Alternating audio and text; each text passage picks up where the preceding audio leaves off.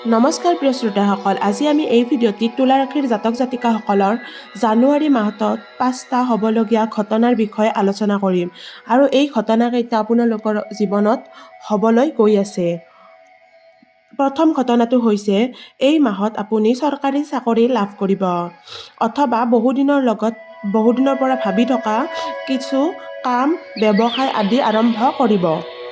দ্বিতীয়টি ঘটনা হৈছে সামাজিক মিলাপ প্ৰীতি হ'ব। আপোনালোকে কোনো সামাজিক য'ত কিবা অনুষ্ঠান প্ৰতিষ্ঠান আদি হ'ব তেনেকুৱা স্থান ভ্ৰমণ কৰিব।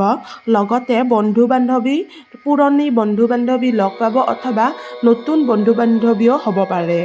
তৃতীয়তে হৈছে কিবা নতুন সুখবৰ পাব। ইয়াৰ ভিতৰত হৈছে আপুনি যদি ক'ৰবাত পইচা বিনিয়োগ কৰি থৈছে তেতিয়াহ'লে সেই বিনিয়োগত আপোনালোকে অত্যাধিক লাভ পাব। আপোনালোকে যদি টকা বিনিয়োগ কৰি থৈছে তেতিয়াহ'লেতো ভালে, আৰু যদি বিনিয়োগ কৰা নাই তেতিয়াহ'লে এই মাহটোত আপোনালোকে টকা পইচা বিনিয়োগ কৰিব পাৰে। চতুৰ্থতে হৈছে কোনোবাই আপোনাৰ প্ৰেম প্ৰস্তাৱ প্ৰত্যাখ্যান কৰিব পাৰে। গতিকে আপোনালোকে এই মাহত যদি কাৰোবাক প্ৰেম প্ৰস্তাৱ দিম বুলি ভাবি আছে তেতিয়াহ'লে মোৰ বোধেৰে নিদিয়াই ভাল হ'ব।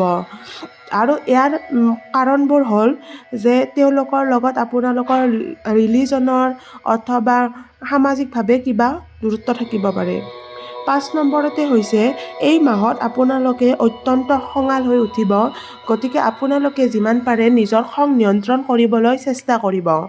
যদিহে ভিডিঅ'টি চাই ভাল পালে লাইক, শ্বেয়াৰ আৰু ছাবস্ক্ৰাইব কৰিবলৈ নাপাহৰিব। ধন্যবাদ।